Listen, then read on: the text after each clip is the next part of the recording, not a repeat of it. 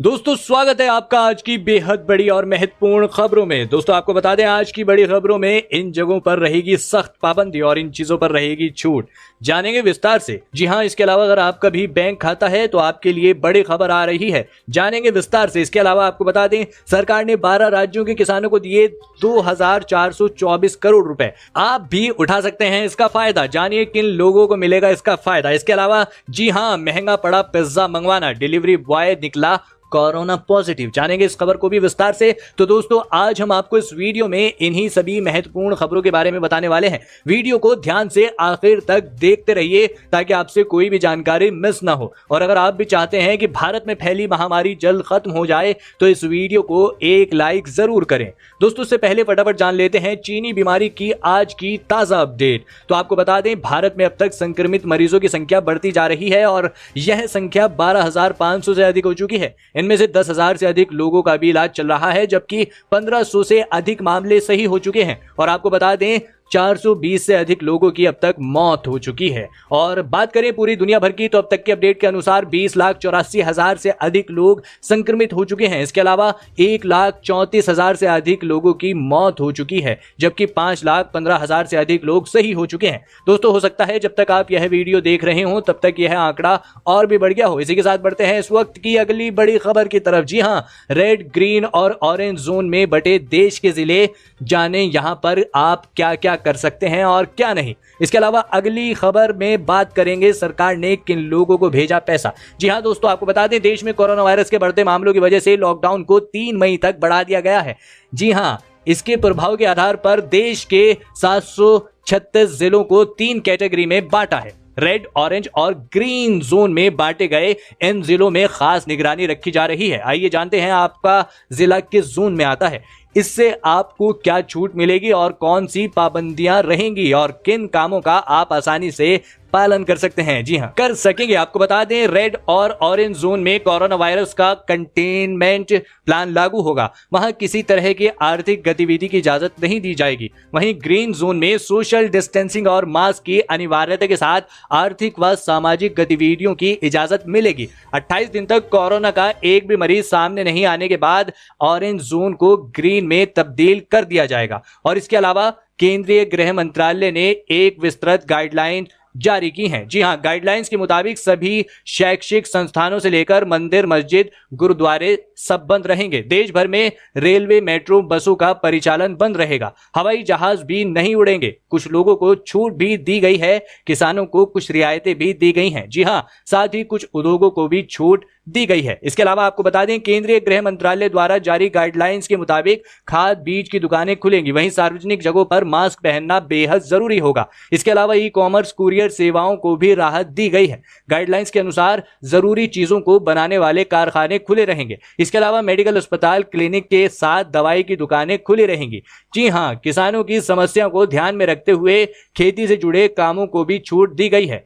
खाद, बीज और खेती के औजार बनाने वाली दुकानें भी खुली रहेंगी। मनरेगा के तहत काम भी चलता रहेगा। इसके अलावा बैंक शाखाएं, एटीएम, पोस्टल सेवा, पोस्ट ऑफिस खुले रहेंगे। बीमा कंपनियां जी बैंक के साथ काम कर सकती हैं, उन्हें भी छूट दी गई है। वहीं दूध, dairy, petrol pump, print, electronic media, DTH, cable, internet सेवाएं ये सब खुले रहेंगे। मछली पालन से जुड़ी गतिविधियों को भी काम करने की अनुमति मिली है। इसी के साथ बढ़ते हैं अगली बड़ी खबर की तरफ। जी हां, सरकार ने 12 राज्यों के किसानों को दिए 2,424 करोड़ रुपए। आप भी उठा सकते हैं इसका फायदा। दरअसल आपको बता दें केंद्र सरकार ने लॉकडाउन अवधि के दौरान 12 राज्यों में किसानों के 2,424 करोड़ रुपए के फसल बीमा दावों का निपटारा किया है। केंद्रीय कृषि मंत्रालय ने कहा कि लॉकडाउन की अवधि के दौरान उसने किसानों और खेती की गतिविधियों को सुविधाजनक बनाने के लिए कई अन्य उपाय किए हैं। आपको बता दें प्रधानमंत्री फसल बीमा योजना अप्रैल 2016 में शुरू की गई थी। आपको बता दें इसमें ऐसे प्राकृतिक जोखिम जिन्हें रोका नहीं जा सकता है, इससे बचाव को बुआई से पहले से लेकर कटाई के बाद तक की अवधि के लिए सब कुछ कवर करने वाला फसल बीमा उपलब्ध कराया जाता है। इसके अलावा किसानों को दिया 17,800 करोड़ रुपए का कर्ज। जी हां, कृषि मंत्रालय द्वारा किसान क्रेडिट कार्ड यानी केसीसी संतृप्ति अभियान की शुरुआत सभी पीएम किसान लाभार्थियों को कवर करने के लिए वित्तीय सेवा विभाग के सहयोग से की गई है। आपको बता दें, न्यूज 18 वेबसाइट और एक बयान में कहा गया है कि अब तक 83 लाख आवेदन प्राप्त हुए हैं, जिनमें से 18.26 लाख आवेदन 17,800 करोड़ रुपए की कर्ज राशि के लिए स्वीकृत किए गए हैं। कृषि स्वर्ण ऋण और अन्य कृषि खातों का केसीसी खाते में रूपांतरण की नियत तारीख 31 मार्च थी, लेकिन अब इसे 31 मई तक बढ़ा दिया गया है। इसी के साथ बढ़ते हैं अगली बड़ी खबर की तरफ। जी हां, महंगा पड़ा पिज्जा मंगवाना, डिलीवरी बॉय निकला कोरोना पॉजिटिव, 72 क्वारंटाइन। दोस्तों आपको बता दें, कोरोना का संक्रमण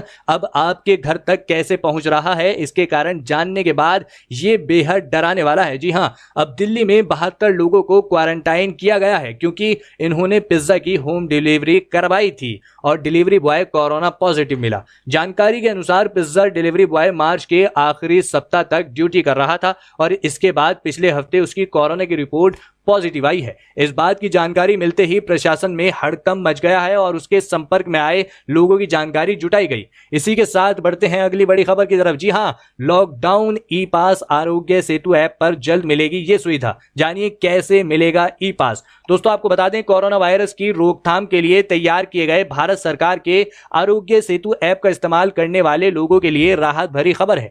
इस ऐप के जरिए अब आपको लॉकडाउन का ई पास मिल सकेगा। इस बारे में आरोग्य सेतु ऐप पर नया सेक्शन ई पास जोड़ा गया है। ऐप में दिख रही सूचना के अनुसार जल्द ही इस पर ई पास की सुविधाएं शुरू होने वाली हैं। ऐसे में जरूरी काम से बाहर निकल पाने वाले लोगों को बड़ी सहूलियत होंगी। आपको बता दें, दिल्ली समेत देश के कई इलाकों में स्थानीय प्रशासन की ओर से ई पास या पास की सुविधा शुरू की गई है, लेकिन बहुत से लोग अभी भी इस सुविधा से वंचित हैं। लोगों को इंतजार है कि सरकार कब थोड़ी नरमी बरते और आसानी से पास जारी कर लोगों को जरूरी काम निपटाने की छूट दे। इसी के साथ बढ़ते हैं अगली बड़ी खबर की ओर। जी हां, 5 करोड़ नौकरी पेशा लोगों को राहत, पीएफ खाते में 15 मई तक मार्च का पैसा जमा करेंगी कंपनियां। जी हां दोस्तों, अगर आप नौकरी पेशा हैं और आपका एम्प्लॉयर सरकार की बताई गई कुछ शर्तों के अंतर्गत आता है, तो आपको अगले 3 महीने के लिए अपनी सैलरी के पीएफ खाते के अंशदान की चिंता नहीं करनी होगी। अगले 3 महीनों के लिए आपकी सैलरी से पीएफ का पैसा नहीं कटेगा, बशर्ते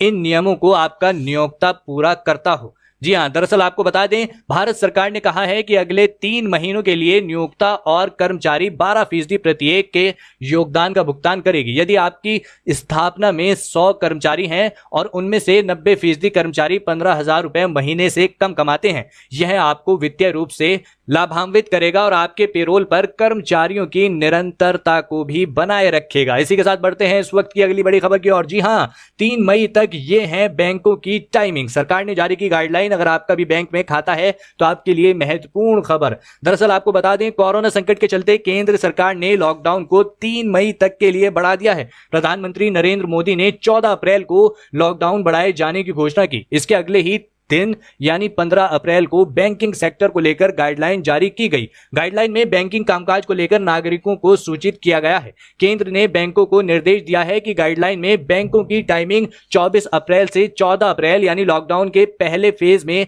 जो थी वही तय की गई है। बैंक सुबह 10 बजे से शाम 4 बजे तक ऑपरेट करेंगे। सरकार ने साफ कर दिया है कि बैंक और बीमा जैसे महत्वपूर्ण वित्तीय सेवाओं से जुड़े काम पहले की तरह चलेंगे। जी हां दोस्तों, गृह मंत्रालय की तरफ से यह गाइडलाइन जारी की गई है। गाइडलाइन में कहा गया है कि नकदी और कर्ज सहायता मुहैया कराते रहने के लिए बीमा कंपनियां, बैंकों, एटीएम और रिजर्व बैंक ऑफ इंडिया पहले की तरह ही कामकाज करेंगे। इसी के साथ बढ़ते हैं अगली बड़ी खबर की ओर। जी हां, लॉकडाउन में पार्सल ट्रेनों से रेलवे ने कमाए 7.54 करोड़ रुपए। 14 अप्रैल तक चली कुल 560 ट्रेनें। आपको बता दें, भारतीय रेलवे ने लॉकडाउन के दौरान यात्री ट्रेनों के बंद होने के बावजूद पार्सल ट्रेनों से कमाई की है। रेलवे ने 14 अप्रैल तक 65 मार्गों पर 560 ट्रेनें चलाकर 7.54 करोड़ रुपए की कमाई की है। पार्सल ट्रेनों में लॉकडाउन की अवधि शुरू होने के बाद से लगभग 2400 टन माल लादे गए थे। भारतीय रेल ने लॉकडाउन के दौरान आवश्यक वस्तुओं के त्वरित परिवहन के लिए छोटे आकारों में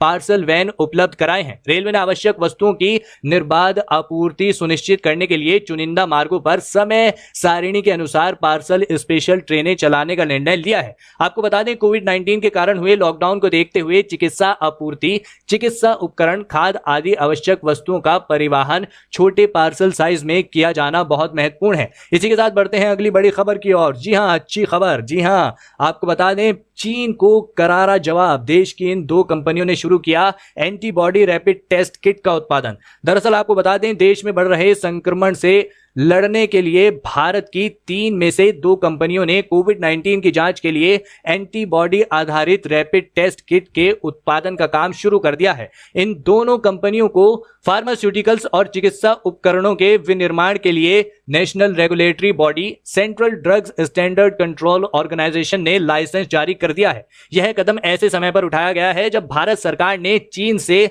आरटीके मंगाई थी। बताया जा रहा था कि पहले यह 5 अप्रैल को आने वाली थी, लेकिन बाद में इसकी डिलीवरी 9 अप्रैल तक कर दी गई, पर अभी तक भारत को इसकी डिलीवरी नहीं हुई है। जी हां, 30 मिनट में आ जाती है कोरोना की रिपोर्ट। आपको बता दें आरटी-पीसीआर से संक्रमण का पता लगाने में 5 घंटे लगते हैं, जिसका वर्तमान में उपयोग किया जा रहा है, लेकिन वहीं आरटीके से परिणाम आने में सिर्फ 30 मिनट का समय लगता है। हालांकि आईसीएमआर के प्रोटोकॉल के अनुसार आरटीके से प्राप्त हुए परिणाम की पुष्टि के लिए आरटी-पीसीआर परीक्षण किया जाता है। जी हां, तो दोस्तों ये थी आज की कुछ महत्वपूर्ण और ताजा खबरें। उम्मीद करते हैं इससे आपको काफी कुछ महत्वपूर्ण जानकारी मिली होगी। बस इसके बदले में इतना ही चाहते हैं कि आप इस वीडियो को लाइक कर दें, शेयर कर दें, क्योंकि आपका लाइक और शेयर करना ही हमारी मेहनत का फल होता है।